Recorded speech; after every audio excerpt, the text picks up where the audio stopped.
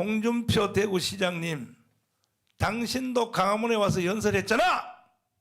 내가 이런 무례한 말을 해야 되겠어. 홍준표, 이 자식이 말이야. 어디라고 지금도 말이야. 이게 대구 시민 여러분, 홍준표 저거 탄핵하세요. 저거 정신 나가죠 말이야. 이번에 바이러스 걸린 사람 있습니까? 다음 주에 다 예배 오십시오. 예배. 주님이 다 고쳐주실 것입니다. 이 성스러운 날에 이 광화문에 모이신 여러분들은 이제 자유대한민국을 지키고 문재인 정권 퇴진을 위해서 모두 한마음이 되어서 한마음으로 문 정권의 퇴진을 주장하도록 하겠습니다. 자, 첫 번째 이슈 제목으로 바로 준비되어 있습니다. 확인해 보죠. 정광훈, 홍준표 충돌. 지금 영상으로 확인해 보셨죠? 굉장히 좀 독한 얘기들이 오가는데요. 그런데 그 사이에 낀 김기현 국민의힘 대표. 어떻게 된 것일까? 이런 주제입니다. 자, 그럼요. 정광훈 목사, 홍준표 대구시장. 지금 며칠째 독한 소리를 주고받고 있어요. 내용 좀 소개해 드리죠. 바로 이 모습입니다. 지금 방금 들으셨어. 홍준표 굉장히 글쎄요. 이거는 욕설은 아니지만 굉장히 험악한 소리잖아요. 어디라고? 그리고 공천 주지 마라. 그리고 뭐 탄핵시켜라. 뭐 이런 얘기가 나옵니다. 그러자 목회자가 욕설 입에 달고 다닌다. 대구 시민 여러분, 홍준표 저거 탄핵하세요. 그러자 정광훈 숭배자는 당 떠나 그 교회로 가라. 이렇게까지 받아치는 상황이 있습니다. 굉장히 독한 얘기들이 오가고 있습니다. 일단 이 얘기 좀 짚어보겠습니다. 자, 신성범 전 새누리당 의원께요. 방금 영상의 마지막 부분이 2019년 모습이 있었거든요. 당시만 해도 홍준표 대구시장 그리고 정광훈 목사 같은 단상에 올라가서 얘기할 정도로 뭔가 가까워 보였거든요. 그런데 어쩌다가 지금은 이 상황이 된 겁니까? 이거 어떻게 분석을 하십니까? 저 홍준표 현대구시장이 연설하는 저 장면이 2019년 10월 3일 개천절 집회일 겁니다. 그때 예. 홍준표 의원이 아니었고 예. 전 자유한국당 대표였고 본인의 설명에 그 전에 이 광화문 집회라는 게 2019년 겨울에 왜 됐죠?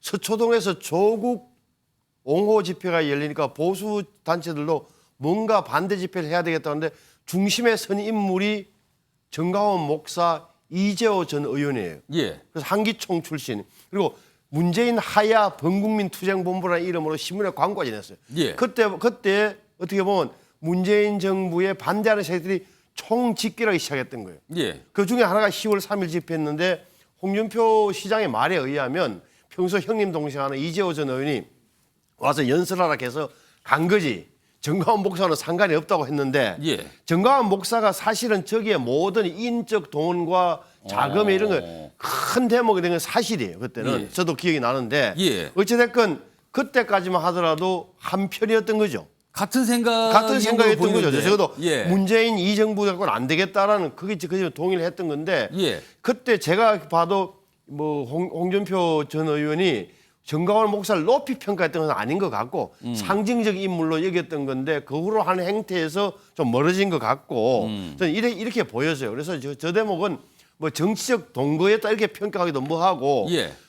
옛날에는 연이 없었겠죠. 홍준표, 정광훈은 가운데 이재호 전 의원을 매개로 한 거였을 텐데 어찌됐거나 지금 벌어지는 국면은 적어도 당의 영향력을 행사하려는 정광훈 목사. 예. 하지만 여기에 대해서 굉장히 반대 견해를 갖고 있는 어떤 홍준표 시장 또 다른 식으로 영향을 미치고 홍 시장의 생각이 부딪히는 대목 아니겠느냐. 예. 그래서 개인적인 감정까지 투사되는 건데 모양새는 참 일반 국민들이 보기에는 아주 어색하고 아주 뭐랄까 소음 같은 발언이 계속되고 있다라고 보이죠. 그럼 이 충돌이 쉽게 끝나겠습니까? 아니면 계속 이어지는 상황으로 갈 것 같습니까? 두 사람의 충돌은 아마 더 이상 이어지지 않겠죠. 홍준표 시장이 더 대응을 하지 않는다면. 하지만 정광훈 목사의 당내 역할로 내지는 영향력에 대한 당내의 논쟁 내지는 뒷이야기는 계속 나올 겁니다. 지금 이 상황이 꽤 진행이 되고 있거든요. 지난주에도 그랬고요. 또 주말 동안에 이어졌고요. 이와 관련해서 오늘 김기현 국민의 대표가 기자들로부터 많은 질문을 받고 한 얘기가 있고요. 과거에 김기현 대표가 정광훈 목사와 관련된 한 말도 있습니다. 그 영상 몇 가지가 있는데요. 묶었습니다. 들어보시죠. 별로 바람직하지도 않고 앞으로 계속되어서도 안 될 그런 일이라고 생각합니다. 우리 당의 공천권을 가지고서 제3자가 왈가왈 일도 아니지만 또 이 지방자치 행정을 맡은 사람은 그 일에 더 전념하시면 좋겠습니다. 우리 당은 정광훈 목사와 뭐 강한 선을 그어야 될 만큼 관계가 없었습니다. 정광훈 목사 그분은 그분의 역할을 하시는 것이고 우리 당은 우리 당의 역할을 하는 것이어서 정광훈 목사 우리 당의 지도부도 아니고요. 그분이 가지고 있는 개인적 의견을 그냥 여러분들께서 들으시고 우리 당도 들을 건 듣고 또 참고할 건 참고하겠지만 또 아닌 것은 아니라고 말씀드리는 것이라고 이해하시면 되겠습니다. 김기현 대표님은 이제 지나간 뒤리 얘기를 하자면 저한테 전화를 와서 목사님, 하여튼 목사님 말씀 잘 듣겠습니다 해서 몇 번 전화를 와서 그럼에도 불구하고 사실은 제가 뭐 여기에 김기현 대표한테 개입을 안 해도 당선은 될 겁니다. 아무도 말하지 않고 독재 권리가에서 폐악한 정권하에서 겁이 나서 두려워 떨 때 이사야는 외쳤습니다. 하나님께서 살아계시고 반드시 이 폐악한 권력을 심판할 것이라고 외쳤습니다. 오늘 이 폐악한 정권 독재 정권을 향해 외치는 이사야와 같은 선지자가 저는 정광훈 목사님이라고 생각합니다. 여러분.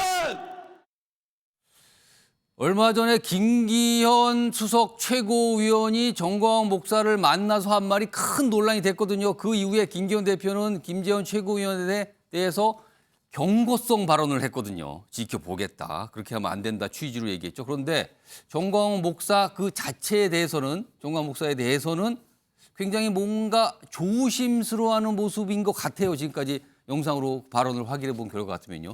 이 사안과 관련해서요. 홍준표 대구시가 또 가만히 있지 않았습니다. 여기 화면으로 소개해드리죠. 이겁니다. 전 목사에게 발목 잡힌 당도 아닌데 그에게 한마디 못하고 나를 질타하는가. 이사야 같은 선지자라고 축켜 세웠으니 그 밑에서 잘해보세요. 아, 이거는요. 뭐 엄청난 혹평입니다. 다음 하나 더 있습니다. 다음 내용 넘어가겠습니다. 나는 그냥 대구시장이 아니라 당대표 2번 지내고 없어질 땅 바로 세운 유일한 뭐 이런 역할을 했다는 걸 또 강조해요. 그러면서 참 어이없는 당대표 발언이다. 그러니까 지방행정에 신경 쓰라는 오늘 김기현 대표의 얘기에 대해서 이렇게 또 받아칩니다. 지금요. 자, 이 얘기 좀 해보죠. 김주수 전 민주통합당 사무총장께요. 김기현 대표. 기자들이 이제 선을 긋는 문제에 관련된 질문을 했는데 뭐 선을 긋고 할 정도로 관계가 깊지 않았다. 뭐 이런 얘기까지 꺼냈거든요. 과감하게 뭐라고 이렇게 확 매듭을 짓지 못하는 것 같은데 왜 그렇다고 보십니까?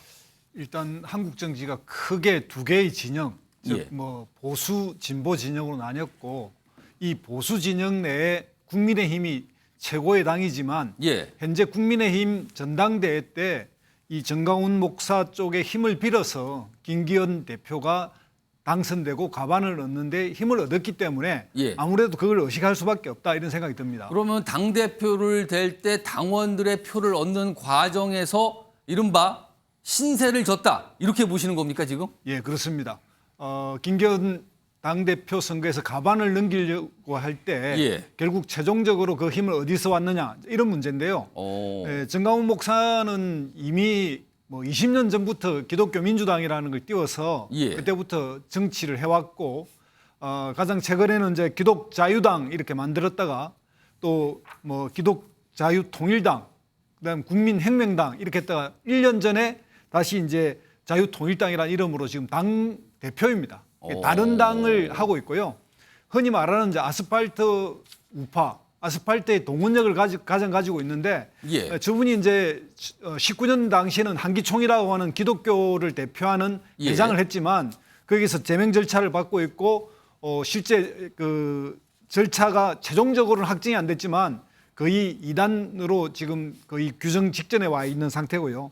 실질적으로 이제 그때 뭐 하나님도 까불지 마, 내 말 안 들으면 뭐 혼나, 뭐 이런 이야기까지 하신 분이에요. 그러니까 완전 정치 목사고 이 아스팔트 우파를 동원해서 예. 최종적으로 일정한 힘을 몰아주는 그 힘을 가지고 있기 때문에 예. 지금 국민의힘 당 대표를 비롯해서 또 거기에 일부 힘을 얻었던 사람들은 눈치를 보고 있지 않느냐, 저는 그렇게 해석합니다. 그러면 결과적으로 이 독한 설전, 그러니까 홍준표 대구시장과 정광훈 목사의 설전이 계속 이어질 경우에 김기현 대표는 결과적으로 홍준표 시장에 대한 비판을 할 수밖에 없다. 이렇게 보시는 겁니까? 그럼요? 지금 뭐 거의 뭐 기계적 중립을 지켜서 예. 근데 기계적 중립이라 말은 아름답지만 사실상 정광훈 목사는 이 좀 더 혁신하는 보수로 또 중도층의 호소력을 가지려면 예. 철저하게 당에 관련된 발언과 또는 거기에 대한 실제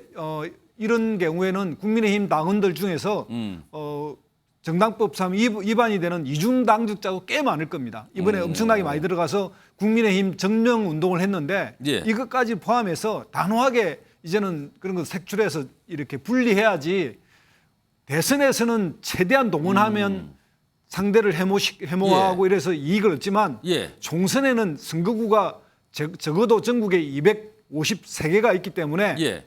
그런 식으로 한쪽을 편들어서는 중도의 호소력이 없으면 승리할 수 없습니다. 그래서 1년 후에 총선에서 이런 식으로 간다면 국민의힘은 필패입니다. 정광훈 목사가 아까 홍준표 시장을 겨냥해서 한 그 말을 했을 때 또 한 가지 굉장히 귀를 잡는 얘기를 남긴 게 있거든요. 그 모습은요, 영상으로 따로 준비했습니다. 보시죠. 당신들 다 잘라버려, 국회의원. 앞으로 내년 4월 10일 날 선거에서 공천 주지 마. 다 잘라버려. 최고위원이고 개뿌리고 다 필요 없어. 아니 인정할 걸 인정하자고요. 솔직히 우리가 광화문 운동 안 했으면 정권 교체가 됐냐고요. 안 됐잖아. 영춘 변호사, 마지막 문장입니다. 우리가 광화문 운동을 안 했으면 정권 교체가 됐겠는가? 안 됐잖아라고 굉장히 단정적으로 얘기했어요. 이거 어떻게 판단하십니까? 저는 그거는 아니라고 생각을 하거든요. 정권 교체가 된 이유는 제가 봤을 때 여당이었던 더불어민주당이 스스로 무너졌기 때문에 된 거지 이거 야당이 잘해가지고 됐다라고 저는 생각이 안 되거든요. 저는 그 더불어민주당이 예. 부동산, 그다음에 법인카드, 그다음에 대장동 이런 것들이 없었으면 과연 그 윤석열 대통령이 당선이 될 수 있었을까? 예. 윤석열 대통령은 사실상 정치 초짜였잖아요. 그다음에 당내 세력도 없었고 예. 그럼에도 불구하고 이길 수 있었던 것은 이재명 대표의 문제가 있었기 때문에 됐던 것이지 지금 여당에서 예. 잘해가지고 대통령이 됐다라고 저는 생각을 갖다 안 하고요. 그다음에 전광훈 목사님은 목사잖아요. 예. 그 성경에 뭐라고 나와 있냐면 하나님의 것은 하나님께, 가이사의 것은 가이사에게. 그다음에 우리 헌법에 어떻게 되어 있냐면요. 예. 헌법 20조 2항에 종교와 정치는 분리된다라고 되어 있어요. 아. 그렇기 때문에 이게 근데 전광훈 목사는 보니까 자유통일당의 그 전직 대표였거든요. 예. 그러니까 이런 식으로 정치에 이렇게 관여하고 그다음에 이런 식으로 그 여당이 우리나라 집권 여당이 한 사람의 목사에 의해 가지고 좌지우지되는 그러한 모습을 보여주는 것은 굉장히 보기가 좋지 않다. 저는 그렇게 판단이 됩니다. 전용기 의원께서는 이게 이른바 이제 옆집 정당 사정이에요, 지금. 집안 사정이긴 한데 이거 좀 지켜보셨잖아요. 영상도 쭉 보고 좀 평소에 들으신 것일 텐데 정권 교체가 그러니까 광화문 운동이 아니었으면 정권 교체가 안 됐다. 이거 어떻게 판단하십니까? 저도 동의할 수는 없습니다만 분명히 저런 선동은 저는 제대로 하셨던 분이다 이렇게 평가를 하고 싶거든요. 그러니까 광화문에서 많은 분들을 모셔놓고 문재인 정부가 무조건적으로 잘못했다라고 이야기를 시작했던 분이 정광훈 목사이기 때문에 아무래도 국민의힘에서는 눈치를 보지 않을까 이렇게 생각을 합니다. 사실 조금 추가적으로 덧붙이면 홍준표 시장이 이야기를 하신 것처럼 당에 발목 잡힌 것도 없는데 왜 저렇게 정광훈 목사한테 매달리느냐라고 예. 얘기하지 않습니까? 그런데 김기현 대표는 발목이 잡혀 있거든요. 그러니까 100% 당심 투표를 거쳐서 김기현 예. 대표가 여당의 대표로 선출이 됐어요. 근데 좀 전에 우리 김두주 총장님께서 말씀을 해주셨지만 선출직으로 출마하는 것 아니면은 정당법상의 이중당적을 이렇게 밝혀낼 수 있는 방법이 잘 없거든요. 그렇다면 그렇게 아스팔트 동원 인력이 굉장히 훌륭한 이 정광훈 목사가 그리고 그를 따르는 사람들은 분명히 국민의힘 당원들일 거란 말이죠. 그렇게 하면 그 당신 100%의 분명히 선거에 어떠한 투표권을 행사할 수 있는 사람이 많기 때문에 예. 당보다는 김기현 대표의 발목은 아무래도 정광훈 목사가 잡고 있을 수도 있다. 저는 그렇게 추측해봅니다. 김기현 대표는 아무래도 이거에 대해서 아니라고 완강히 부인하지 않으실까요? 100% 아니라고 완강하게 부인하실 수는 없지 않겠습니까? 왜냐하면 조금 전에도 우리가 영상으로 보지 않았습니까? 뭐 예. 이시야라고 이야기하면서 그런 사람이 정광훈 목사다 이렇게 평가를 하기도 했고 예. 실제로 그 광화문 집회 가서 김재원 최고위원도 사실 망발을 일삼다가 지금 문제가 되고 있는 경우 아니겠습니까? 이분들이 결국 당원 100%의 경선으로 당의 지도부가 되셨는데 예. 그분들이 이분들의 도움을 안 받았다? 이거는 사실 좀 말이 안 되는 상황 아닐까 그렇게 또 생각해 봅니다. 지금 이 상황 사실은 홍준표 지사가 정광훈 목사를 강하게 비판하면서 뭔가 이 대립 전선이 형성된 걸로 보이거든요. 근데 그 이전에 이미 정광훈 목사가 상당히 정치적 영향력을 국민의힘 내부에서 행사하고 있다. 이런 얘기는 정치권에 퍼져 있는 상황이었거든요. 이와 관련해서요. 향후 정치적인 몇 가지 있는데 이 부분에 대해서 우려하는 목소리도 나오고 있거든요. 정치권 내 몇몇 목소리인데 영상으로 따로 준비했습니다. 들어보시죠. 김재현 의원이 바보 아니잖아요. 똑똑한 사람인데 뭐 2번씩이나 저렇게 하는 것은 앞으로 전자당권에다 또 꺼낼 거예요. 또 꺼낼 거다. 왜냐하면 뭐 본인이 필요하니까 자기가 위험하다는 걸 알면서도 저래 한다는 것은 뭔가 정광훈 그 목사한테 뭐 여러 가지로 뭐 마음에 짐을 줬던지 뭐 하겠죠. 그래서 이번에 경선하면서 지금 김재원 최고가 제일 혜택을 많이 봐서 수석됐으니까 물불 안 가리고 정광훈 목사를 파는데 그렇게 하지 마라. 왜냐하면요. 윤석열 대통령한테 엄청 부담 갈 겁니다. 나중에 하세요라고 또 말씀드리고 싶지만은 이게 이제 그런 겁니다. 지금 우리가 정광훈 목사 같은 분은 원래 한결같이 이런 터무니없는 얘기를 하는 사람이었습니다. 근데 이제 정광훈 목사가 설칠 수 있는 분위기를 만드느냐 아니냐의 문제인 것이거든요.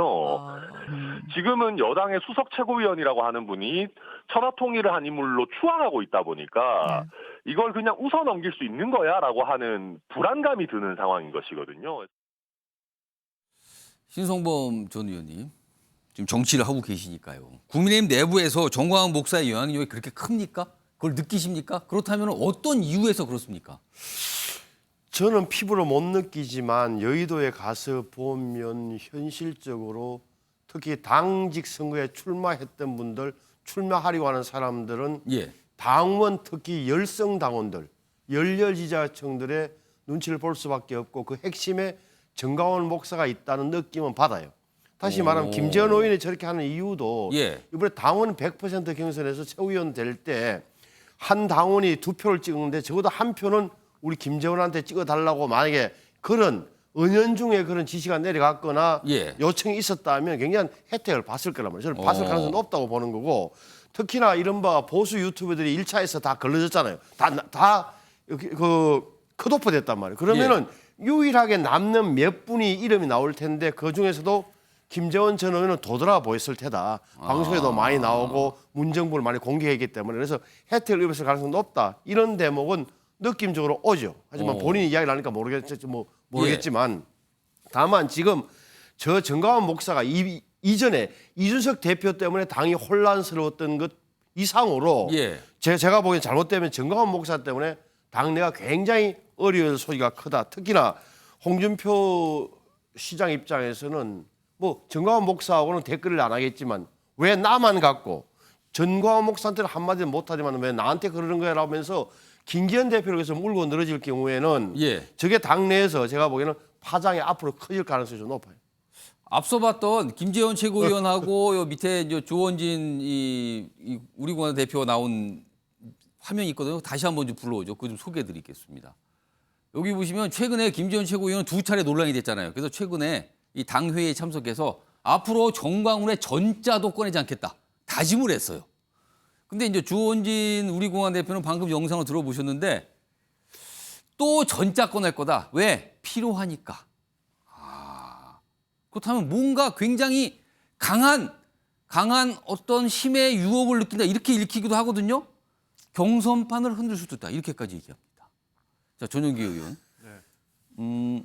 혹시 민주당 내에서도 이 정도 영향력을 행사하는 분이 있습니까? 현역 의원이 아닌데? 그러니까 많은 유튜버들이 영향력을 미치는 것은 있습니다만 예. 이 정도로 막강한 영향력을 미치는 사람은 거의 없다라고 저는 판단하고 있습니다. 그러니까 기본적으로 정광훈 목사가 이야기하는 것들이 이 사람 공천 주지 마 이렇게까지 나오는 거거든요. 그리고 그 굉장히 좀 다선의 국회의원을 하셨고 지금 대구시장을 하고 계신 홍준표 시장은 어떻게 보면 대권 주자인데 예. 그분까지 이렇게 발끈하고 나가실 정도면 분명히 엄청난 영향력을 국민의힘 내부에서 미치고 있기 때문에 대구 그러지 시민들을 않을까. 겨냥해서 뭐 탄핵을 하라 이런 언급까지 꺼내놨거든요. 그러니까 이렇게 좀 극단적으로 치닫는 데는 분명히 정광훈 목사가 가지고 있는 그 기득권 예. 그리고 이 사람이 가지고 있는 그 맨파워라든지 그 시민들을 데리고 다닐 수 있는 그런 힘들이 아마 정치인들에게는 굉장히 좀 타격감이 있는 그런 펀치로 느껴질 수가 있습니다. 그렇기 때문에 아마 홍준표 시장도 화들짝 놀라서 얘기하는 것이고 그 아까 얘기했다시피 김기현 대표 같은 경우는 이미 정광훈 목사를 통해서 많은 지지를 조금이라도 더 얻었을 것이고 거기에 발목이 잡혀 있기 때문에 지금 이도저도 못하는 상황에 직면해 있다. 그래서 정광훈 목사를 지금 정리하지 못하면 국민의힘은 더 내홍 속으로 그리고 더 어려운 상황에 처해질 것이다. 저는 그렇게 보고 있습니다. 여기 지금 정광훈 목사의 지난달 29일 발언이죠. 이거 유튜브를 통해서 이제 공개가 된 발언인데 이 두 가지 굵은 글씨로 돼 있어요. 홍준표 탄핵해라. 대구 시민을 향해서 한 말이고요. 아래로 갑니다. 공천 주지 말고 다 잘라라. 정당 자체를 개조하라. 글쎄요, 이걸 어떻게 좀 정신 변호사는 어떤 생각이 드십니까?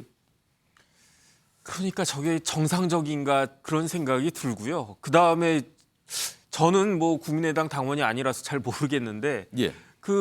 저렇게 전광훈 목사가 이야기한다라고 저렇게 이야기가 될까 그런 생각은 들고 그다음에 애당초 잘못한 거는 김재원 최고죠. 왜냐하면 김재원 최고위원이 그 쓸데없는 이야기를 해가지고 지금 이야기가 이렇게까지 비화가 됐으니까 그런데 이 부분은 누가 봐도 국민의힘을 지지하는 사람이든 지지하지 않는 사람이든 누가 봐도 정상적인 상황은 아니지 않습니까? 그러니까 빨리 이런 부분들이 그 마무리가 돼야 될 것 같고 제일 좋은 거는요. 예. 더 이상 여기에 대해서 왈가왈부하지 않는 것 같아요. 그러니까 굳이 전광훈 목사의 이야기에 대해서 일정 정도 이렇게 대응을 해주니까 예. 그러니까 이야기가 더 자꾸 나오고 더 퍼지는 것이 아닌가. 그냥 무시하는 전략이 맞지 않나 전 개인적으로 생각합니다. 저도 좀 오해가 있을 것 같아서 설명드리는데 예, 신성모 적어도 전 의원님. 국민의힘에서 내부에서 전 목사가 누구 탄핵해라 다 공천 다 잘라라고 한다고 해서 이제 관철될 가능성은 거의 없어요. 왜냐하면 그 정도는 어떤 시스템 공천관리위원회가 구성되는 순간 저런 분들의 영향력에서 격하게 떨어질 거다. 그럼에도 불구하고 지금 문제가 되는 소지는 지금 당 대표와 수석 최고위원의 어정쩡한 태도라든지 예. 그다음에 영향력을 미친 것처럼 보이게 하는 저 정광훈 목사의 전투적인 어법, 예. 공격적인 화법 이런 것 때문에 문제가 생기는 거다. 요 대목은 좀 정확하고 넘어가는 게 좋겠어요. 글쎄요. 이거를 예상을 했을지 모르겠어요. 사실 지난해 작년 동안 국민의힘이 지도부 구성 문제, 비대치 해갖고 엄청난 내용을 겪고 새로운 대표 체제로 갔는데 이게 지금 불거진 상황인 거예요. 많은 분들이 지금 지켜보고 있는 것만큼은 분명해 보입니다. 자, 첫 번째 이슈 이 정도로 정리하고요. 다음 주제, 오늘 있었던 일입니다. 보시죠. 두 번째 이슈 제목은 이겁니다. 오늘 제주 4.3 추념식이 있었거든요. 희생자 추념식. 그런데 밑에가 핵심이군요. 불참과 참석 사이입니다. 누구는 불참하고 누구는 참석했다. 이걸 가지고는 정치권이 또 여러 가지 얘기들을 좀 했거든요. 자, 이 얘기 좀 짚어보겠는데요. 오늘 이 추념식 모습부터 좀 확인해 보겠습니다.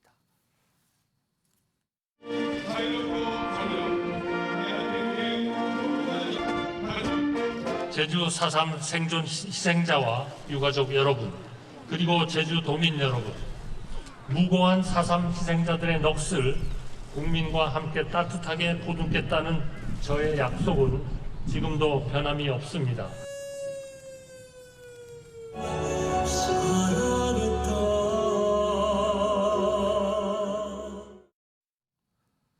자, 지금 보시면 아시겠지만은요, 야당 지도부는 많이 참석을 했어요. 근데 오늘 김기현 대표, 그러니까 여당 지도부잖아요. 물론 국민의힘 내에서도 지도부 일부가 참석을 했습니다. 그러나 당대표가 참석 안 했고요. 그리고 윤석열 대통령도 오늘 참석하지 않았습니다. 국무총리가 대신 대독을 했거든요. 그 추념사에 대해서. 자, 이와 관련해서 대통령실 관계자가 설명을 한 게 있습니다. 이 화면에 준비되어 있는데요. 지난해 4.3 추념식은 당선인 신분으로 참석을 했다.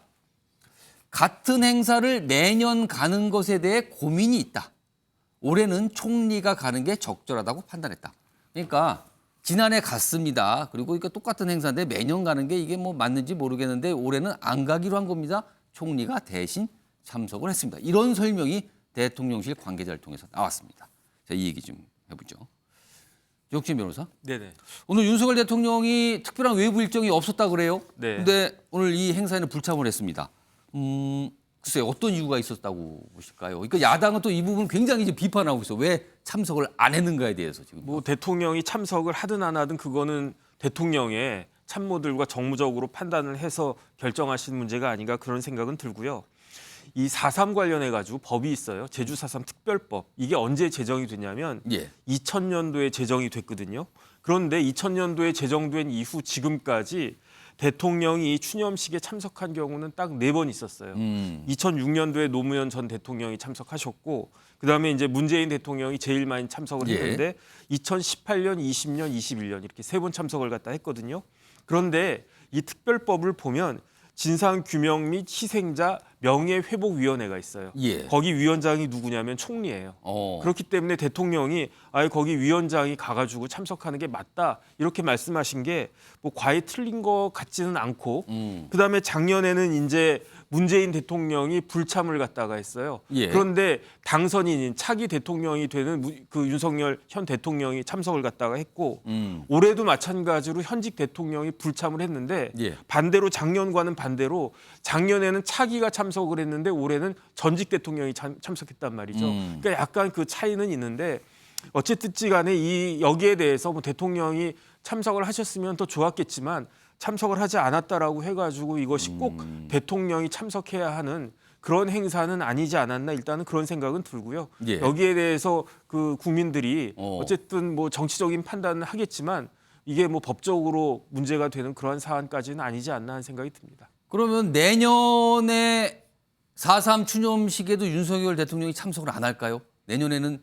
오늘 야당 내에서 나온 논평과 비평 중에 하나가 내년에는 총선이 있으니까 참석할지 모르겠다 이런 비평까지 나왔거든요. 제가 봤을 때 내년에는 참석하실 수 있을지도 모르겠고 그런데 4월 달에 4.3도 있고 4.19도 있고 그다음 5.18에는 대통령이 광주에 내려가시지 않겠습니까? 그러니까 행사가 많으니까 그냥 그런 부분들에 대해서는 정무적 판단을 하는 거고 거기에 대해서 국민들로부터 평가를 받는 것이 아닐까 저는 그런 생각이 듭니다. 자, 김진우 전 총장님. 그러니까 오늘은 김기현 대표도 불참했거든요. 야당이 이걸 갖고 오늘 굉장히 비판을 했어요. 근데 시간 좀 돌려보면요. 지난달 말로 당시에 서해 수호의 날 기념식이 있었는데 이때는 윤석열 대통령 그다음에 여당 지도부 다 참석했고 반면에 야당 지도부는 참석을 안 했어요. 당시에는 또 여당이 굉장히 비판합니다. 이런데도 안 오냐고. 이게 가만히 보면은요. 여야가 서로 선호하는 행사가 있는 겁니까? 약간 뭐 한국 정치 지형에서 보수 진보로 나뉘다 보니까 이제 이런 일이 있는 것 같고요. 새 수요의 날은 보니까 이제 김병주 전 한미연합사령관을 하셨던 이제 김병주 의원이 이제 참석은 했는데 지도부는 이제 불참을 했죠. 뭐 당시 김병주 의원이 이제 당 대표 대신 참석했다 뭐 이런 취지였어요. 그렇습니다. 그런데 이게 이제 새 수호의 날이 이제 법정 그 기념일이 됐고 2016년부터 됐는데 이 날짜가 이제 3월 넷째 주 금요일로 하고 있고 이게 그 2010년 3월 26일 날 천안함 비격 날을 이제 기념해서 제2연평 그 해전부터 해가지고 지금까지 이제 연평도 포격까지를 다 포함해서 이제 이루어지고 있는데 여야가 이제 이런 문제에서는 좀 더 이 진영적 논리행을 좀 떠나야 되는데요. 문재인 대통령은 이제 2000년, 2021년 이렇게 참석을 다 했고 또 주도를 했습니다. 근데 이제 다만 이게 2010년 당시 3월 26일 날 천안함 사태가 터지고 난 뒤에 당시 이제 그 MB 대통령이 그걸 4월 달에 이제 이걸 그 다음 있을 지방선거에 좀 유리하려고 정치적 어떤 생각을 가지고 이걸 정치적 쪽으로 이제 끌어가면서 예. 천안함이라고 하는 것이 이제 정치적 그 논쟁거리로 가버렸습니다. 그래서 이게 이제 과연 이제 어디에 소행이냐 이런 부분까지 아주 많은 국민적 이제 소란이 생기면서 세소 기념의 날 이 자체가 정쟁적 요소가 좀 결합되면서 민주당은 아무래도 좀 이 심정적으로 이제 그러한 과거의 경험 때문에 좀 거부감을 가진 것 같은데 문재인 대통령이 이제 참여하고 그렇게 했기 때문에 앞으로는 이제 이런 법정 기념 이런 여야 관계없이 정치적 책임이 있는 분들은 다 함께 추념하는 게 필요하지 않나 이렇게 생각이 듭니다. 여기 화면 좀 보시면요. 일단 지난달 말에 있어서 소해수의 날 국민의힘 지도부 전원 참석 아래로 갑니다. 제주 4.3 추념식 민주당 지도부 전원 참석 각각 불참 이런 모습입니다. 지금요. 여러 가지 생각을 좀 하게 해요. 지금 이 최근에 있던 이 모습에 대해서요. 그리고요. 오늘 민주당에서 4.3 이 추념식 뭐 여당 지도부가 불참한 걸 가지고 그리고 윤석열 대통령이 불참한 걸 가지고 비판을 하면서 이 얘기를 꺼냈거든요. 주말 동안에 있었던 윤석열 대통령의 대구 일정 얘기를 꺼냈거든요. 당시에 서문시장을 방문했는데요. 그 모습 영상으로 준비했습니다. 보시죠.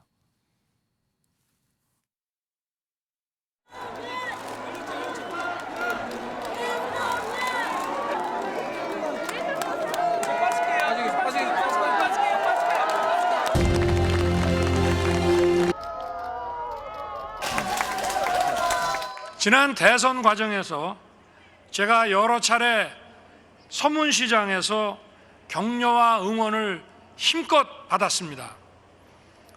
그리고 선거일 바로 전날 마지막 유세에서 서문시장에서 보내주신 뜨거운 지지와 함성 지금도 잊을 수 없습니다. 그 생각을 하면 아무리 어려운 일이 있더라도 지금도 힘이 납니다.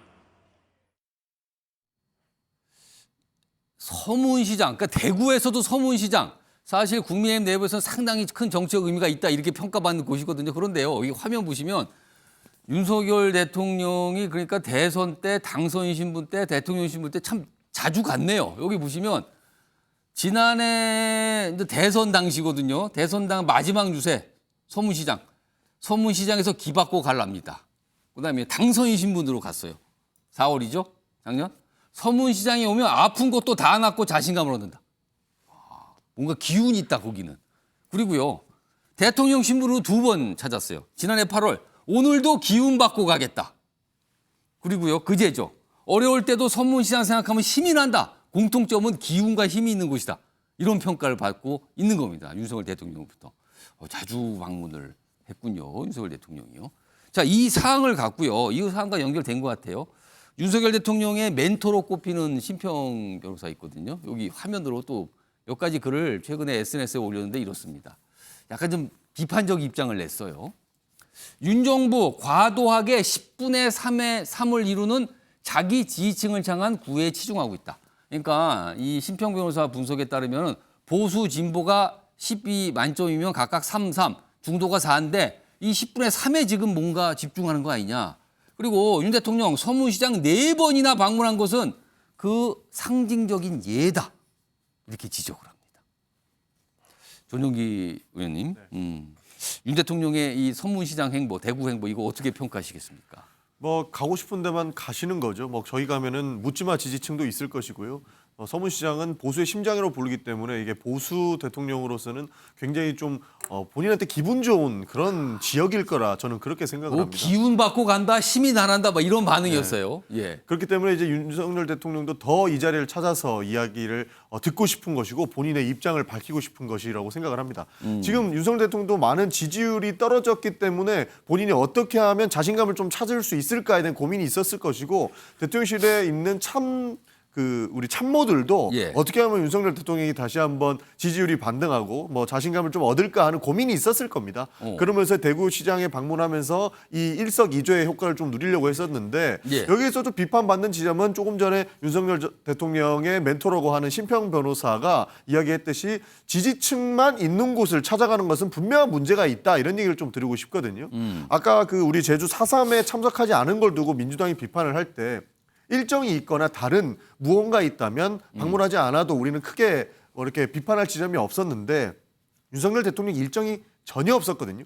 그 외부 일정이 없이 뭐 한미 정상회담을 준비한다고 대통령실 용산에서만 있으면서 제주도를 찾지 않은 것 이것은 정말로 크게 생각하지 않은 거고 대놓고 가기 싫다라는 것을 표현한 것 아니냐 이렇게 말씀을 드릴 수밖에 없는 상황인 겁니다. 윤석열 대통령이 작년에 4.3 사건을 찾아가서 했던 얘기가 예. 유가족과 도민들이 실망하지 않도록 윤석열 정부는 정말 다르구나 이것을 느낄 수 있도록 하겠다라고 했거든요. 그러나 역대 보수 대통령과 똑같은 행보를 보여주셨어요. 진짜 다른 것은 이렇게 본인이 가고 싶은 곳은 이렇게 자주 찾아가면서 이렇게 본인이 가고 싶지 않은 곳은 대놓고 일정이 없음에도 안 찾아가는 이런 모습 통합의 대통령이 보여서는 안 될 모습이다. 저는 이런 말씀 드리고 싶습니다. 지금 조영기 의원이 가고 싶지 않아서 4.3 추념식 안 가냐는데 또 대통령실에서는 또 아마 설명을 할 거야. 이 얘기에 대해서 가고 싶어 하지 않은 거 그런 거 없다. 다른 사정이 있어 안 갔다 뭐 이럴 것 같은데 일단 모양새는 약간 민주당이 이 주말 동안에 대구 일정과 엮어서 지금 비판을 하고 있는 상황인데 신성범 전 의원님 사실 서문시장 대구 그러니까 지금 여러 가지 이유가 나오는데 이제 보수층 호소 목적 아니냐 최근 지지율 의식한 거 아니냐 이렇게 나오는데 만약에 그게 맞다면 어차피 보수층은 지지세가 굉장히 공고한 거 아닙니까? 그렇다면 이게 지지율 전략입니까? 이건 어떻게 판단하세요? 그런데 뭐 분명히 있을 겁니다. 다시 말하면 그럼에도 불구하고 정치적 해석을 가하자면 윤석열 대통령과 대통령실에서 지지율에 신경 쓰기 시작했다. 제가 보기에는 대통령실 자체에서 여론조사를 하면서 여론 추이를 살피고 있다. 또 하나는 윤석열 대통령도 지지율이 뭐 몇 퍼센트가 되더라도 내 소신대로 해보겠다는 말은 예. 어떻게 보면 허세였다. 그냥 우리 뭘 하면 사실 아니라 굉장히 신경 쓰고 있다는 반증이기도 하다. 그런 얘기를 한 자체가 그 반대 아니냐? 저는 그래 봐. 그러니까 그게 어떻게 보면 예. 자신감이 아니라 어떻게 보면 굉장히 신경 쓰고 있다는 반증이었다고 보는 게 맞을 것 같다. 대구를 왜 가느냐?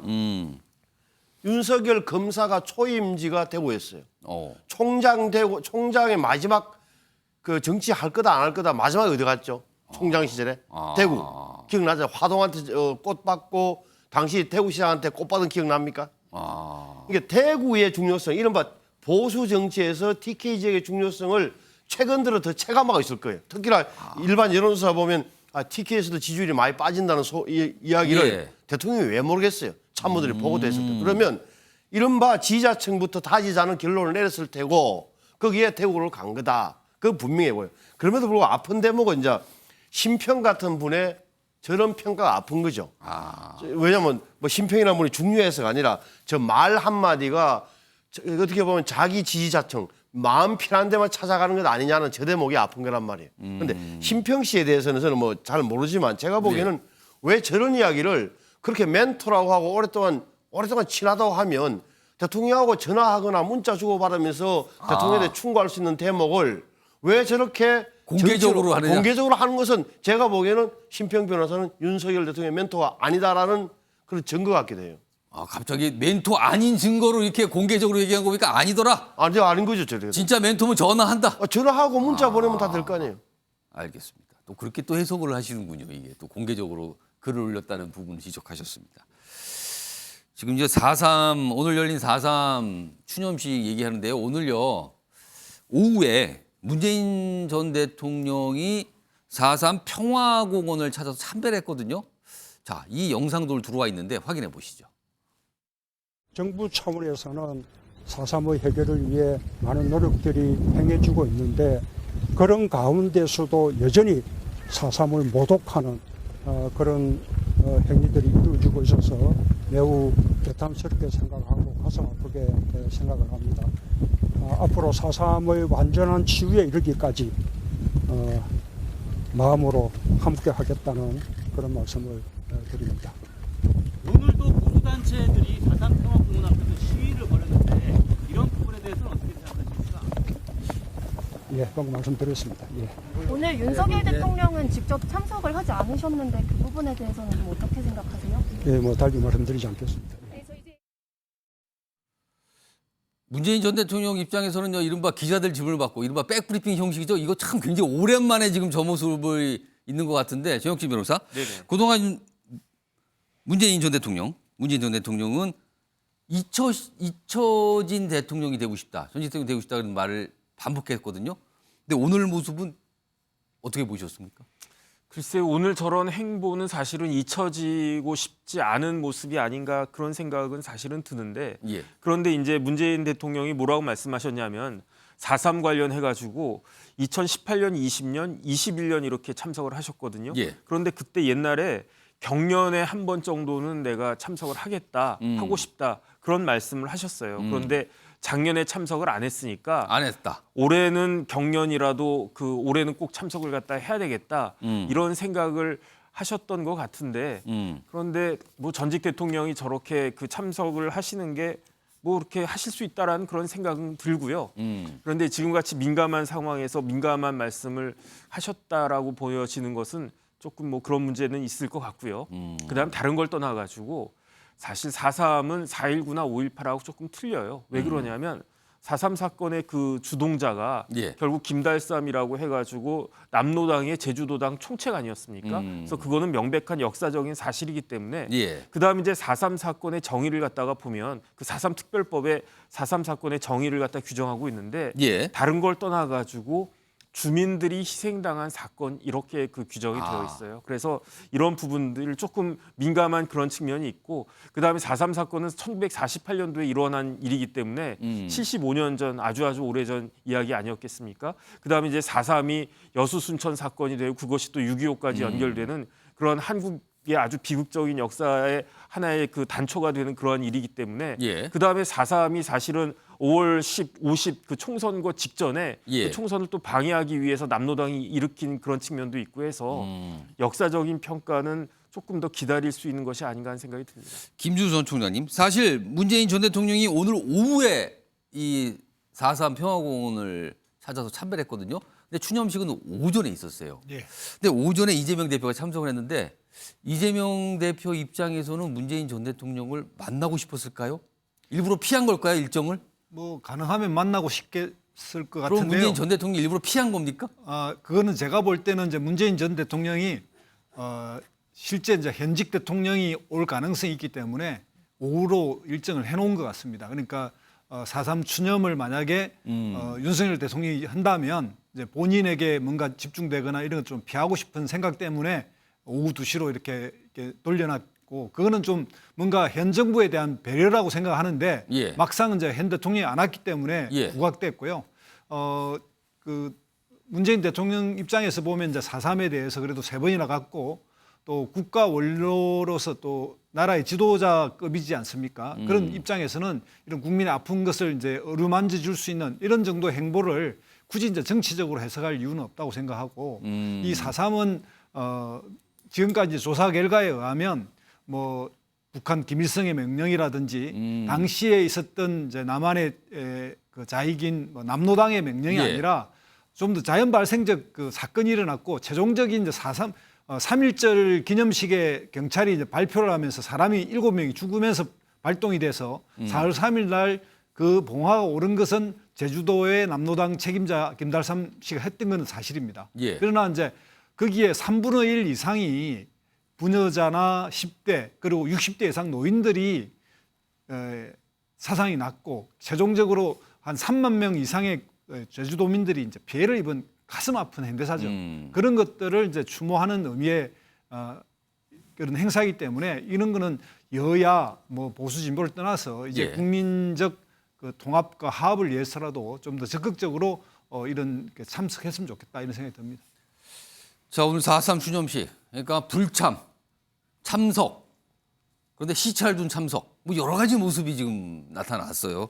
여러 가지 좀 분석해 드렸는데요. 하여튼 뭐 이 주제는 이 정도로 좀 정리하고요. 다음 주제는 제1야당인 민주당과 좀 관련이 있습니다. 확인해 보시죠. 제목부터 보시면 이렇습니다. 후쿠시마 가는 민주당, 물론 뭐 민주당 전체가 가는 게 아니라 민주당 이제 일부 의원들이 어떤 이 대응단 뭐 이런 걸 최근에 꾸렸거든요. 또 거기에 소속된 분이 갈 예정인데, 근데 이게 득이 될까 독이 될까?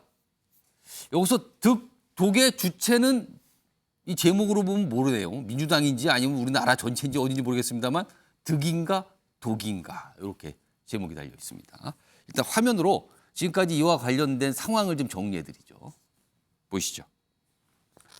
여기 보면 6일과 7일 일정이 잡혀 있어요. 민주당 내에서 요 후쿠시마 오염 방류 요 뭐 대응 TF가 꾸려졌는데 6일, 7일 일단 방문하기로 했는데 이런 일정을 좀 추진하고 있어요. 한일 의원연맹 의원 만남, 도쿄전력 본사 방문, 후쿠시마 시의원 만남, 뭐 발전소 등등등 주민 면담 등등등 이렇게 일정 잡았는데 아직은 확실하지 않아요. 미정이에요.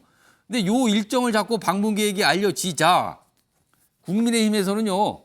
한마디로 말하면 그거예요. 거기 왜 갑니까? 이거예요. 괴담 유포 나서려 한다. 이게 친일행이지 뭐가 친일행입니까? 뭐 이런 얘기. 그리고 대통령실은 글쎄요. 정부 입장 일본에 잘 설명해 달라. 이거는 무슨 뜻일까요? 이렇게 얘기했어요. 뭐 간다니까 뭐 당부한 것 같기도 하고요. 일단 이런 상황이 지금 벌어지고 있습니다. 자, 그럼요. 이와 관련해서요. 여야 서로 주고받은 말들이 있습니다. 확인해 보겠습니다. 후쿠시마 수산물 수입 관련 일본 언론의 가짜 뉴스 보도에 대해서 대통령실이 사실이 아니라고 몇 차례 분명히 밝혔지만은 민주당은 일본발 가짜 뉴스를 근거로 삭발시까지 감행하면서 정부를 규탄하고 있습니다. 이는 일본의 가짜 뉴스에 동조하고 일본의 의도대로 일본의 주장을 기정사실인 것처럼 보이게 하는, 그렇게 해서 우리 정부를 깎아내리려는 무례하고 무리한 짓입니다. 오히려 이런 것이 일본을 돕는 친일 행위가 아닌가 생각됩니다. 일본 언론의 후속 보도는 계속 나와도 그때마다 대통령실은 침묵할 뿐이고 오히려 국민의 우려와 야당의 비판을 싸잡아 괴담이라 공격하는 데만 바쁩니다. 윤석열 대통령이 당장 해야 할 일은 한일 정상회담에서 오고 간 내용을 빠짐없이 투명하게 공개해 국민을 안심시키는 것입니다. 계속되는 일본 정부와 언론의 아나무인식 합동 작전에 대해 누구보다 분노하고 있는 것은 바로 우리 국민입니다. 국민과 언론이 됐다고 할 때까지 질문을 받고 그 질문에 성실히 답하기 바랍니다.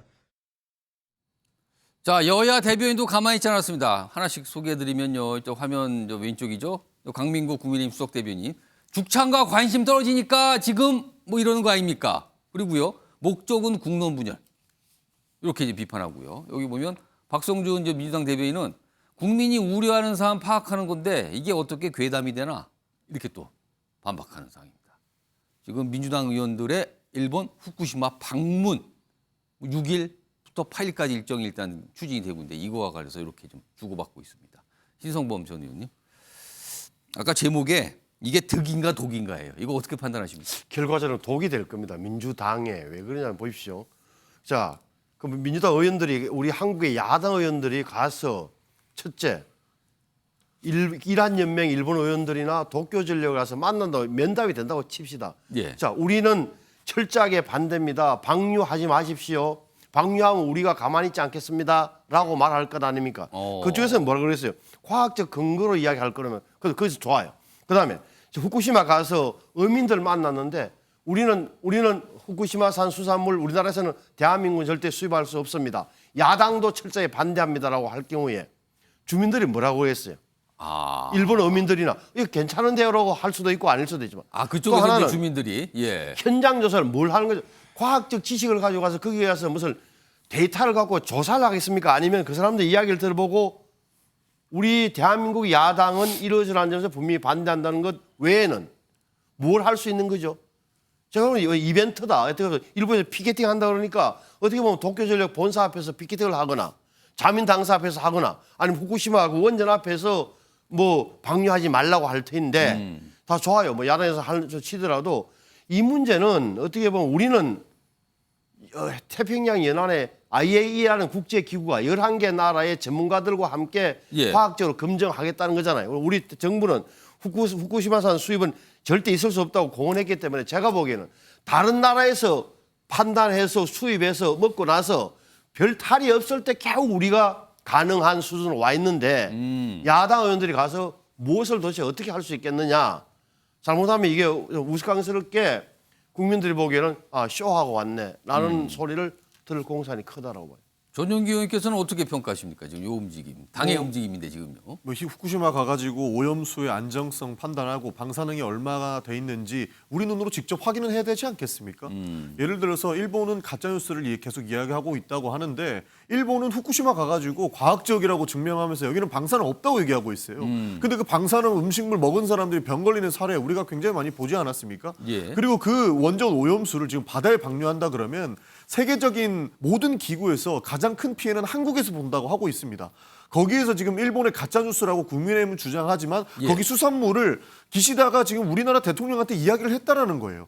그러면 이것을 우리가 가만히 보고 있어서는 안 된다라고 판단을 한 겁니다. 예. 그렇기 때문에 그 원전의 오염수 안전성은 직접 내 눈으로도 확인해보겠다라는 그 굳은 의지라고 봐주시면 좋을 것 같고요. 예. 추가적으로 하나만 더 말씀드리면 야당 의원들이 가가지고 무슨 일을 할 수 있겠느냐 이렇게 말씀을 예. 해주시는데 방사능 수치는 조그마한 기계 하나만 들고 와도 확인이 가능한 겁니다. 어. 그 방사능 수치라도 확인하고 와서 그러면 일본 언론들이 가짜뉴스를 퍼뜨리고 있다면 그 수치를 대한민국의 국회의원들이 직접 가지고 와가지고 수치가 이만큼 나왔더라라고 이야기해 줄 수 있는 것 아닙니까? 예. 그래야 국민들이 일본의 가짜뉴스든 정부의 가짜뉴스든 둘 다 휘둘리지 않고 정확한 팩트에 근거해서 사실을 바라볼 수 있지 않겠습니까? 그런 의미로서 한번 찾아가야 된다라는 생각을 하고 있는 것이고요. 그 전에 지금 일본 대사관에 방문해서 항의 예. 방문을 지금 기획을 하고 있습니다. 예. 그 내용들을 보고 아마 방위를 추진하지 않을까 싶은데요.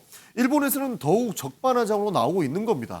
북창가라고 이야기하고 있지만 제가 생각했을 때 민주당은 일본을 제대로 믿고 있지 못하고 있습니다. 왜냐하면 일본은 국민의힘 주장대로 계속적으로 거짓말을 해왔기 때문이죠. 예. 그래서 지금 저희는 이것을 우리 눈으로 확인하고 국민께 소소하게 고하겠다는 말씀을 드리는 것이고 이것을 다 한번 파헤쳐 보겠다라고 하는 것입니다.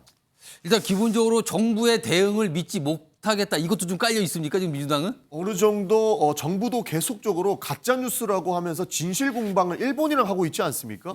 만약에 일본에서 가짜뉴스를 기시다 발로 한일 예. 원영맨 회장 발로 나왔다면 그 사람들에 대해서 질타를 했었어야죠. 대한민국 대통령인 윤석열 대통령은 절대 독도 문제라든지 후쿠시마 오염수 문제를 기시다 앞에서 이야기한 적도 없고 들은 적도 없는데 예. 왜 당신들이 나서가지고 이렇게 오염수 문제 그다음에 뭐 독도 문제를 거론을 하느냐 이 가짜뉴스 바로 잡아라라고 일본에게 질타를 했어야 맞는 것인데 그것은 가짜뉴스고 우리는 거기 휘둘리면 안 된다라고 왜 대한민국 국민들을 향해서만 휘둘리지 말자라고 하는 건지 저는 의문을 안 가질 수 없다는 겁니다. 예, 신성모 의원님. 독도 문제와 관련해서는 어느 정도 정리가 돼 있잖아요. 그러니까 기자가 그 관방 부장관한테 물었을 때 관방 부장관의 답변이 뭐냐면은 기시다가 윤 대통령한테 이야기해서 해결했으면 하는 여러 가지 여러 현안 가운데 하나가 다케시마가 포함된다라는 그런 취지로 그러니까 기시다가 다케시마를 이야기했다는 직접 쿼트가 아니라 다운표가 아니라 그 관방 장관의 해석이었던 거예요. 이런 현안 중에 다케시마 문제도 포함된다라고 그 문제였고 방류수 문제만 하더라도 사실관계 우리는 뭐 현장에서 모르지만 적어도 참석했던 그 배석했던 정진석 의원의 전언에 의하면은 윤석열 대통령이 한국 국민을 이해시키겠다, 설득하겠다는 소리는 전혀 없었다. 다만 국제적 과학적 기준에 의해서 판단할 수 있는 문제다, 판단할 수밖에 없는 문제다라고 이야기했다는 것은 본인이 적었다는 거 아니에요. 그러면 믿느냐, 정진석 의원 말을 믿느냐, 일본의 교도통신 보도만을 믿느냐 이 차이만 남은 거죠. 그러니까 지금 뭔가 언론 플레이, 뭔가 여론전 아니냐. 뭐 이런 시각이 존재해요, 지금요. 지금 독도 얘기 두 분께서 하셨는데 2011년이죠. 일본의 이른바 우익 성향이 강한 의원들이 독도와 관련해서 우리나라를 찾은 적이 있었어요, 당시에. 당시의 모습, 좀 오래된 건데요. 영상으로 불러오겠습니다. 보시죠.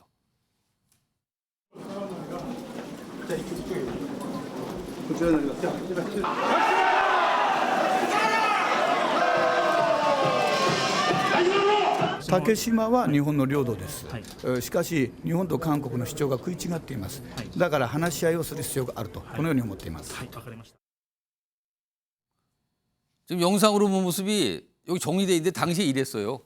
여기 보면 일본 내 자민당의 약간 우익 성향, 그러니까 어떻게 보면 굉장히 뭘까요? 우파 이렇게 소개될 수 있죠. 그런 의원들이 왔는데 독도 영유권 주장을 하면서 울릉도를 방문하겠다고 왔어요. 근데 김포공항에서 입국 불허가 됐습니다. 근데 이걸 그 입국 불허할 때 그 장면을 다 노출하고 얘기를 잔뜩 하고 간 거예요. 돌아갔어요, 일본으로. 약 9시간 대기 끝에 귀국. 양국 외교 문제 될 것이다. 뭐 이런 말까지 남겼는데 그 당시에 이거 일부러 그런 거 아니냐? 어차피 입국이 어렵다는 거 알고 찾아온 거 아니냐? 이거 뭔가 일본 내에 여론전 하려고 그런 거 아니냐? 이런 시각이 있었거든요. 조혁진 변호사. 네네. 지금 상황하고 국민의힘 내부에서는 이걸 또 빗대서 얘기하시는 분도 있더라고요. 이거 어떻게 보십니까? 근데 제가 봤을 때 설마 일본이 그 야당 의원들 일본 가시는데 후쿠시마 간다고 해가지고 입국까지 불허할까? 저는 그렇게까지는 안 할 것 그거 같아요. 근거는 없을 것 같아요. 그거를. 그래서 이제 입국 불허하고 그런 거는 이제 출입국관리법상의 문제이거든요. 그런데 그렇게까지 할 생각은 없지 않을까 하는 생각이 들고요. 그다음에 일단은 대통령실에서 후쿠시마 수산물 수입은 없다. 명확하게 이야기를 했잖아요. 그러니까 그럼에도 불구하고 뭐 일본에서 수입하라고 해가지고 대통령실에서 수입을 풀겠습니까? 저는 그렇게 생각 안 되고요. 그러니까 결국은 후쿠시마 수산물 수입은 없을 것이다라고 저는 생각을 갖다가 하는데 만약에 지금 대통령실이 그렇게 이야기했음에도 불구하고 그럼에도 불구하고 말을 바꾸어 가지고 수입이 이루어지게 되면 그때 문제 삼고 그때 비판을 해도 늦지 않을 것 같다는 게 제 생각이거든요. 그런데 그럼에도 불구하고 마치 수산물 수입이 될 거야 이렇게 전제를 갖다 하면서 후쿠시마에 가는 게 그게 과연 그게 합당한 일인가 오히려 그런 생각이 들고요. 그다음에 이제 이럼에도 불구하고 방위를 한다는 거 아니겠습니까? 근데 방위를 갖다가 했을 때 혹시 뭐 이런저런 실수 같은 게 있을 수 있잖아요. 예컨대 뭐 김의겸 의원님이나 이렇게 여러분들 이렇게 여러 번 실수를 갖다가 했는데 우리 김의겸 의원은 안 가시죠? 예컨대 이제 그 야당에서 혹시 일본 가가지고 뭐 오바된 그런 이야기를 한다든지 아니면 조금 전에 전용기 의원님 말씀하셨듯이 이렇게 뭐 검사를 갖다가 했는데 수치가 엉뚱한 수치를 갖다가 이야기했다든지 그런 식으로 민주당에서 실수하게 되면 오히려 더 큰 역풍에 처할 수도 있지 않을까. 저는 그런 부분들은 민주당이 조심하셔야 될 것 같다는 생각이 듭니다. 김준수 전 총장님, 그러니까 민주당의 글쎄요, 많은 분들이 현장을 가서 어떤 성과가 있을까 이렇게 의문 제기하는 분이 많거든요. 실제로는 국내 여론 위에 뭔가 보여주려는 거 아니냐 이런 시각도 있는데 이건 어떻게 판단하세요? 일단 윤석열 대통령께서 이제 기시다 총리하고 이렇게 한일 문제를 풀어가는 과정이 너무나 많은 문제를 일으켰기 때문에 그러니까 외교 부분에서는 초당적으로 대처해야 된다라고 하는 그 원칙을 너무나 이제 안 지킨 거죠. 그러니까 야당하고 전혀 대화도 없고 그리고 이제 지금 알려져 있는 이만큼의 어떤 뭐 오염수 문제에 대한 기사가 나오면 오염수에 대한 기사에 대해서 대통령이 어떤 이야기를 했는지는 말하지 않고 거기에 후쿠시마 수산물은 우리가 수입하지 않겠다 이런 식으로 조금 빗나가는 식으로 대응하고 계속 일본 눈치를 보니까 민주당 입장에서는 이것에 대해서 현지에 가서 조사해보고 또 현지에 가서 그런 뭐 여론도 보고 또 그 상태에 대해서 대처하려면 뭐 현장 방문을 안 할 수가 없는 문제죠. 그러니까 야당이라는 어떤 이 위치에서 국정을 이끌어가기는 힘들지만 그러나 이것이 제대로 되고 있는지 안 되고 있는지 이 감시와 비판은 할 수 있는 거고 그런 차원에서 양국 간에 뭐 이게 독도방 그러니까 일본 우익 국회의원이 독도는 자기네 땅이라고 하면서 방문한 거는 좀 기억이 다르다고 봅니다. 그래서 그런 차원에서 외교라는 거는 대통령도 하고 여당도 하고 야당도 하고 이렇게 다양하게 할 수밖에 없다. 지금에서 또 이런 한일 문제에 있어서는 그런 식으로 서로 풀어가면서 강공이 있고 또 온건한 것도 있는데 또 다른 뭐 대안도 있고 이런 차원에서 야당의 충분한 그런 외교적 활동도 어떤 의미에서는 현재 윤석열 정부의 이런 곤욕스러운 문제를 또 좀 더 쉽게 해결할 수 있는 뭐 해법을 내올 수도 있다. 저는 그렇게 생각합니다. 이 이슈에 아까 제목이 있었잖아요. 득인가 독인가. 두 분은 독이라고 하셨고요. 두 분은 득이라고 하시는 것 같아요. 지금요. 뭐 확연히 갈리네요. 자, 이런 가운데 오늘 국회에서 들어온 모습이 하나 준비되어 있는데 이게 앞선 모습과 뭔가 연장선이 있는 것 같아요. 탄핵 얘기가 그동안 참 많이 나왔는데 오늘도 국회 대정부 질문이 있었거든요. 여기서 탄핵 얘기가 갑자기 나왔습니다. 몇 가지 영상 묶었습니다. 들어보시죠.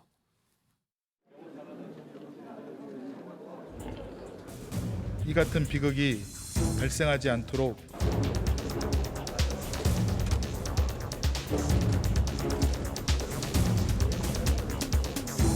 가 179표, 부 109표, 무효 5표로서 행정안전부 장관 이상민 탄핵 소추안은 가결되었음을 선포합니다. 한동훈 장관이 계속 그 개정 법률 취지에 반하는 행동을 한다면 탄핵할 사유가 점점 명분이 늘어나고 굳어진다라고 저는 생각이 듭니다. 일본 앞에서 윤석열 대통령은 스스로가 그렇게 강조했던 법 취지마저 능멸했습니다. 탄핵의 사유이기도 합니다.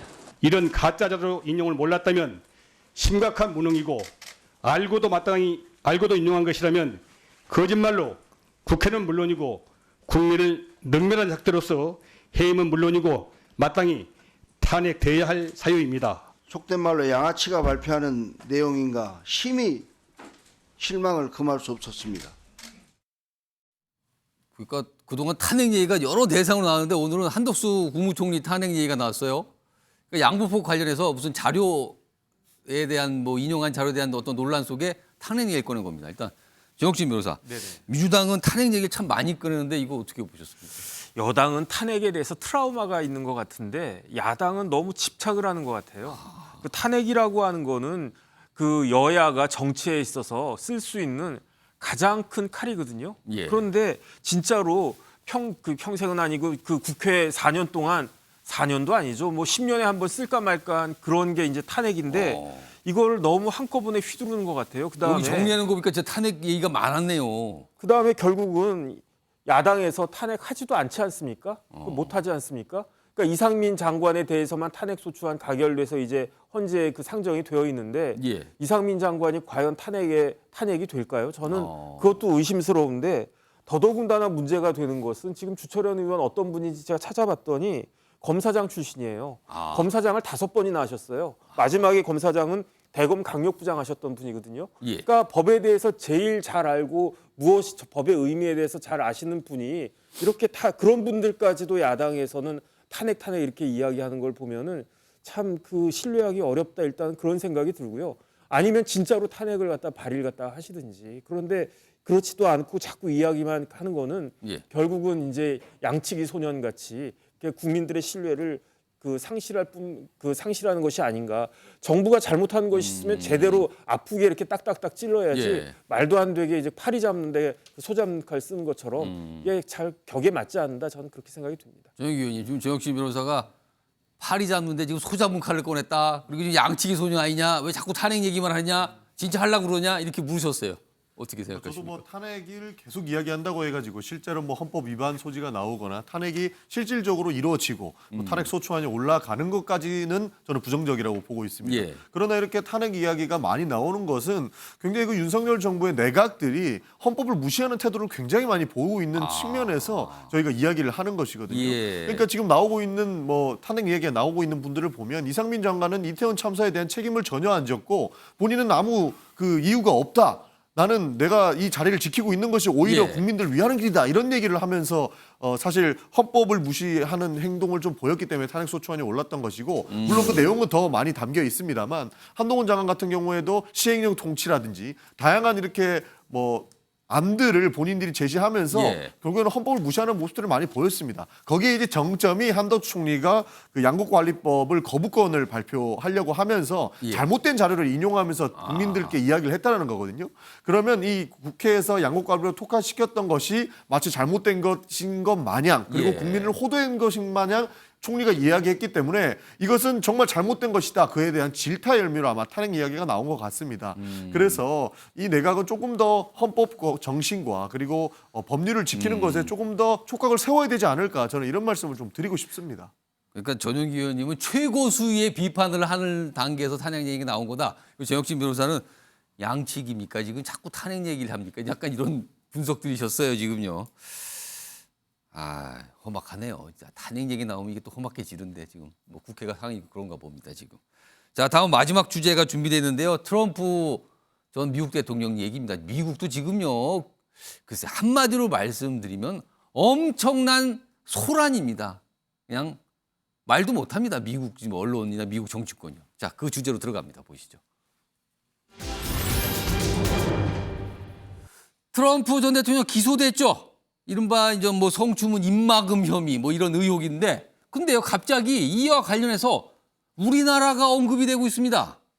무슨 관련이 있을까요, 우리가요? 주제가 이렇습니다. 자, 그럼요. 이와 관련된 영상 몇 가지 준비된 게 있는데요. 그 내용부터 확인해 보겠습니다.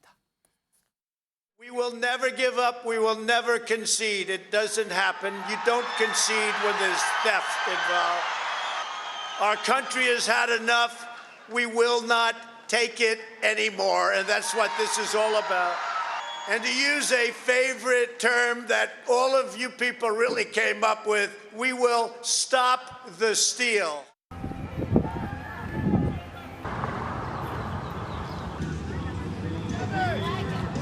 I have no comment on that. Mr. Kirkland. Possible protests in the wake of the indictment. No, I'm not going to talk about Trump's indictment.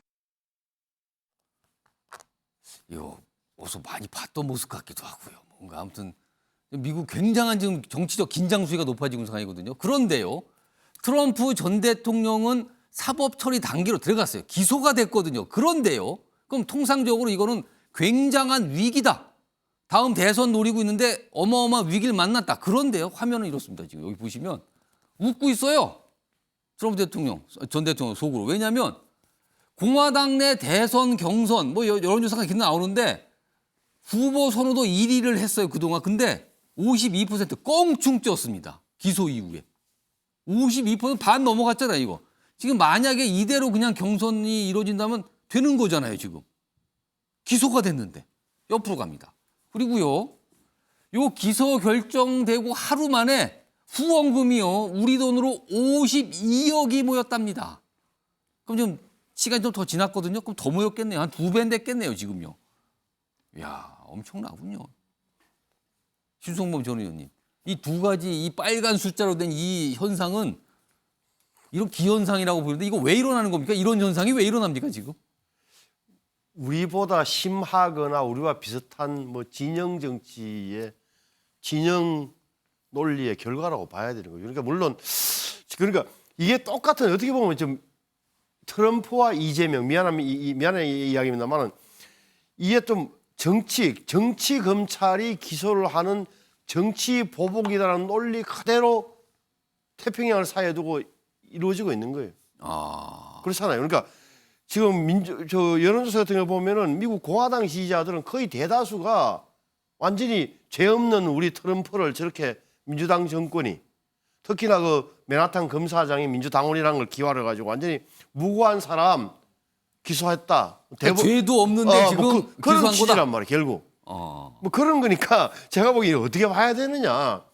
글쎄요, 제가 보기에 뭐 전직 대통령 기소가 처음인 거는 맞아요. 미국은 왜 저렇게 됐냐면은 가장 큰 죄를 저진 것을 우리 눈에 뚫리지만 클린턴조차도 빠져나갔잖아요.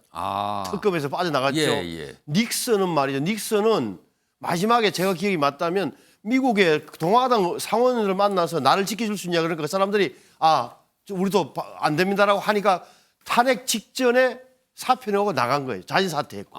그다음에 누구였나요? 한 분도 클린턴은 그렇고 또 한 사람도 트럼프였나?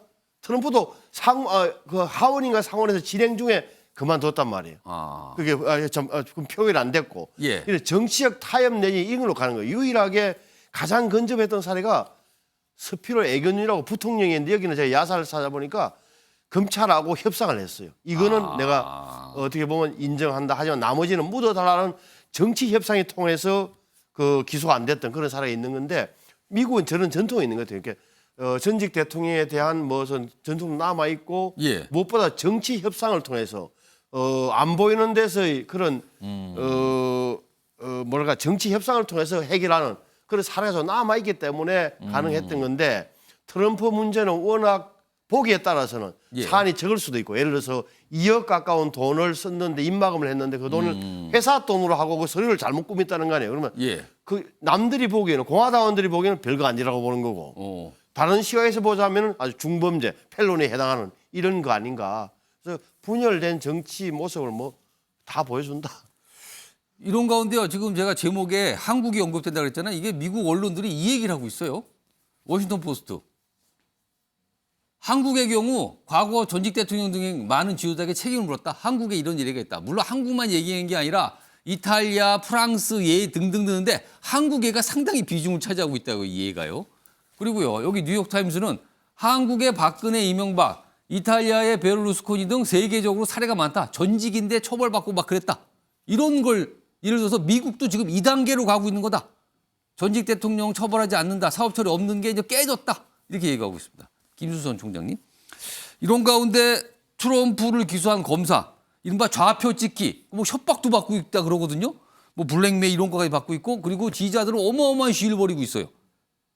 이거 우리하고 비슷하다는 시각이 있는데 어떻게 보십니까? 우리나라보다 훨씬 심하죠. 더 심하다 미국이. 아주 극단적 대결주의를 가지고 있는 양극화된 양당제입니다. 예. 그리고 이제 트럼프라고 하는 이 대통령은 당시 미국 대통령이 간행적으로 후임 대통령한테 정권을 이양하는 절차도 지키지 않았고 그런 후임 대통령의 당선을 확정하는 날 1월 7일 정도인가요? 그때 저렇게 선동을 해서 미국 의회 역사상 최초로 군중에 의해서 의회가 점령당한 일이 벌어졌고요. 그래서 이제 지금 화면 나오고 있습니다. 저 모습이었어요. 그래서 저 부분에 대해서 지금 미국 검찰이 의회 점령에 관련된 부분에 지금 수사를 하고 있습니다. 예. 그리고 또 하나는 이제 국가 기밀 문서를 가지고 집으로 갔기 때문에 그것도 수사하고 있고요. 지금 이제 뉴욕 검찰에서 지금 기소한 거는 검사가 기소한 게 아니고 한국처럼 여기는 대배심원이라 가지고 그 불특정 그 유권자들이 모여서 이 기소가 정당한지 합당한지에 대한 배심원 같은 걸 통해서 기소가 당연하다 해서 기소가 된 거기 때문에 한국은 좀 다릅니다. 그래서 미국의 언론들이 한국의 이런 사례를 이야기하는 거는 대통령이라고 해서 제가 그러니까 죄를 묻어주는 게 아니라 처벌할 건 해야 한다라고 하는 긍정적 측면에서 얘기도 하고요. 또 정치적 뭐 이렇게 정권이 바뀐다고 해서 대통령을 이렇게 수사하는 정치 보복적 차원의 양가적 두 개를 다 이렇게 예를 들고 있지만 어쨌든 미국에서도 그 기존의 미국 어떤 정치의 관행을 깨버린 이 트럼프에 대해서는 미국 민주주의의 어떤 뭐랄까요 이 멸종 같은 걸 보여주고 있기 때문에 그런 측면에서도 트럼프 대통령은 기소되고 처벌받을 수밖에 없을 것이라고 생각합니다. 조혁진 변호사. 네네. 법적으로 보면은 사실은 미국 분위기 보면 죄가 있는가 없는가가 중요한 게 아니라 지지하는 거 아닌가 중요한 겁니까? 이거 뭐 사실 여부는 중요한 게 아닙니까? 그럼 지금 미국 정치권에서 지금? 아니죠. 그 트럼프 입장에서도 지금 굉장히 그 위기에 처할 수도 있죠. 왜냐하면 우리나라 헌법은 대통령이 그 내란 외환죄 빼고는 형사소출을 당하지 않도록 되어 있어요. 예. 그런데 이제 미국 헌법에는 그런 내용은 없거든요. 그런데 이제 법무부나 그런 유권 해석을 갖다 보면 우리나라랑 마찬가지로 현직 대통령에 대해서는 기소할 수 없게끔 형사소추할 수 없게끔 그렇게 그 관습법적으로 해석을 하고 있단 말이에요. 그렇다라고 한다라고 하면 지금 트럼프 전 대통령 입장에서는 내년 말에 그 미국 대선이 있지 않습니까? 대선에서 당선이 돼야 저런 범죄들을 이제 기소는 됐지만 더 이상 재판 절차가 진행되지 않을 수 있도록 그렇게 될 수 있는 유일한 방법은 대통령 그 당선되는 것밖에 없기 때문에 이 부분에 대해서 그다음에 또 그만한 인기가 지금 어떻게 보면 그 미국에서 트럼프 대통령이 있기 때문에 그런 부분에 이제 그 승산을 갖다가 두고 전념을 해야 되지 않을까 하는 생각을 할 겁니다. 방금 전에 저 영국 언론이죠 가디언에서 보도한 내용인데 그거 다시 한 번 불러올게요. 지금 미국 시간으로 4일 날 트럼프 전 대통령이 법원에 나와야 돼요. 근데 그때 나오는 모습이 트럼프 측근들에게 수갑 등 뒤로 차고 법정 출두하겠다는 뜻을 밝혔대요. 그리고 뭐 머그샷도 찍으면 약간 죄인 같잖아요. 그런데 이게 뭔가 퍼포먼스라는 겁니다. 이걸 하면은 지지자들이 더 지지를 보낸다. 그래서 지금 미국 검찰 쪽은 이거 안 하려고 한대요. 오히려 더 이게 안 좋을 수도 있다. 그래서 지금 고민해 있는데 아직 뭐 정해진 건 없답니다. 트럼프 대통령은 기꺼이 수갑 차고 나 간다. 사진 찍어라. 이런 입장을 보이고 있다는 겁니다. 미국 정치가 지금 어디로 가는지 모르겠습니다.